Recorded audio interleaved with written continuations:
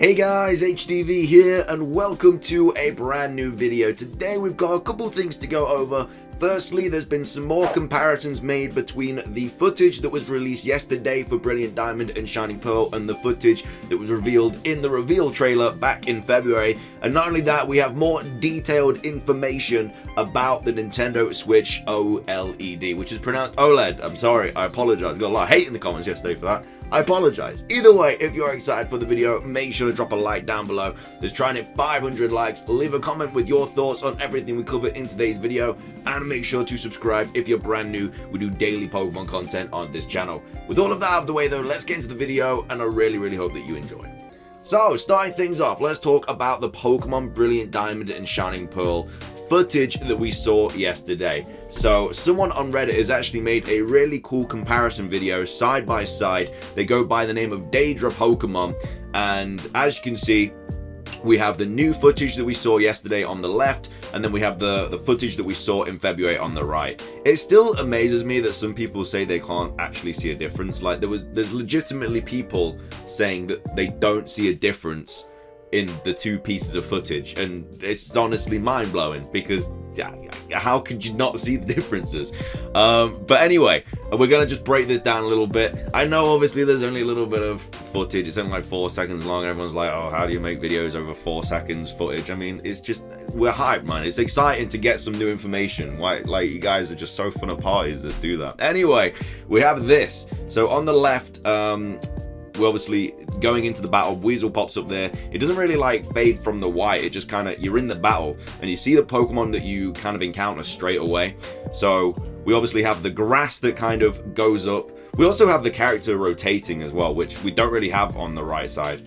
They kind of just come from the right and then that's it. But with the one on the left, the whole body kind of rotates. Just extra details that people don't really notice that much. As well as that, we obviously, like I say, the grass blades kind of fly up in the air, whereas on the right it's just kind of grass and that's it. And then obviously, as you can see, the character is more rotated to the right on the left, and then obviously what it originally was. And this time though, he's fighting a Weasel and not a Shinx, which obviously is a Generation 4 Pokemon. So not only that, it also says you encountered a wild Weasel instead of a wild Weasel appeared. I don't really know why they changed that, but yeah, just exactly a little bit of something else that is just different. I don't really know why they changed that. It's always been, I'm pretty sure anyway, off the top of my head, it's always been like a wild so-and-so appeared. But yeah, it's now you encountered a wild Pokemon. So obviously, we then have the Pokeball throwing, which again doesn't change loads. I mean, just the graphics alone is kind of insane. Like, look at that grass and like the trees in the background on the right, and then on the left, look at the difference. It's crazy, man. It's honestly changed so much. I love the coloring as well now. The coloring's so much nicer. I don't think too much changes in regards to the actual catching of a Pokemon. But as you can see here, obviously there's still no like outline or anything like that. I think that was more or less just kind of a hope that people kind of wanted, but now that I see what it looks like, I don't really think it needs an outline. I think it looks fine just the way it is now. I think this is like pretty good. So yeah, I think that's pretty much the only differences between the Pokeball throwing. I don't think there's a massive difference there. But like I say, this was made by Daedra Pokemon. I'll link this in the description down below if you want to watch it for yourself. But huge shout out to them for kind of doing this, because as you can see, this is a side-by-side comparison video of the graphic changes. Did the best I could. The OG trailer had lots of cuts, transitions. So yeah, it's not just simply like just grabbing two pieces of video footage and then putting them next to each other. They had to literally go through the different trailers and stuff to get the exact moment. So absolutely massive shout out to them. Again, we'll link this in the description down below. Not only that, we also have this bag upgrade as well that was spotted by John Cartwright, who says you can really see the improvements on the bag. It looks drawn on in the debut trailer. Newer build has some depth plus lots more detail. So yeah, as you can see on the reveal trailer, it looks like it was just drawn on and that's it. It just looks like an egg and then just a black Pokeball kind of outline. But then on the new bag, you can see that there's so much more detail. Like, how can you look at that and then look at that and be like, oh, it's the same? It's like you can literally see the different like elevations of the different pockets and stuff on the bag. Like, this doesn't even have a bloody zip. Like, how are you getting in that bag? You ain't. And then this obviously has like loads of different it's just crazy, man. Honestly, so many details. So obviously we'll link the tweet in the description down below as well. And then not only that, we have Kelios also, who tweeted out this, saying, I hope we get some custom Pokemon Brilliant Diamond and Shining Pearl Nintendo Switch OLED consoles. I think it's OLED, isn't it? I think it is. I don't know. I might get loads more hate in the comments for it, but either way, I think they're announcing it now because Pokemon has something planned. I may be wrong. And then this person said, is it me, where the BDSP images look finer? And then yeah, it seems. But anyway, you could have to expect improved graphics as you go. And then Pokemon Live tomorrow at 3 p.m. It is often on Wednesdays, which is obviously today. I think we can expect something in the next few days. Yes, I might be wrong. Again, this isn't him saying we're definitely getting information this week. It is just saying, he's just like, I can guess that we might. Obviously, it's Wednesday right now. At the point I'm recording this, we've had no information. So we might get an announcement tomorrow. If not, then we probably aren't getting any information this week and it'll be next week. A lot of people are saying because obviously the Skyward Sword thing's happening next week, the Pokemon won't really do anything next week to kind of counter that. But at the same time, I think it's fine. Like, Skyward Sword HD isn't really anything huge. Like, it's just a remake, and I know BDSP is as well, but we haven't had anything about Brilliant Diamond Shining Pearl since February, really. So yeah, like, Nintendo themselves, like, Game Freak themselves didn't even show us these images.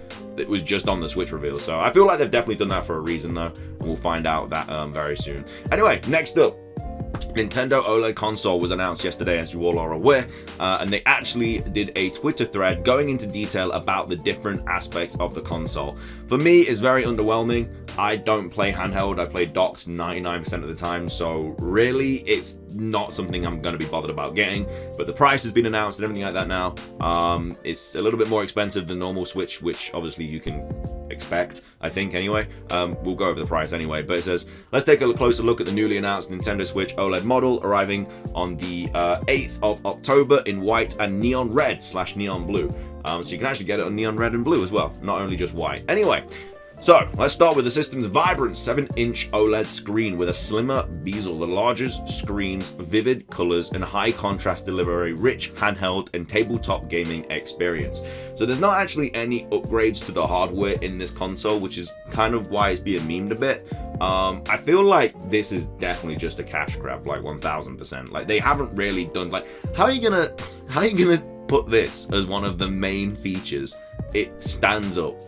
Like, sick, great, can't wait. Oof, they woke up feeling dangerous with this kind of product. Like, it's mad. But yeah, Nintendo Switch OLED model's wide adjustable stand can be set to your preferred viewing angle for comfortable gameplay in tabletop mode.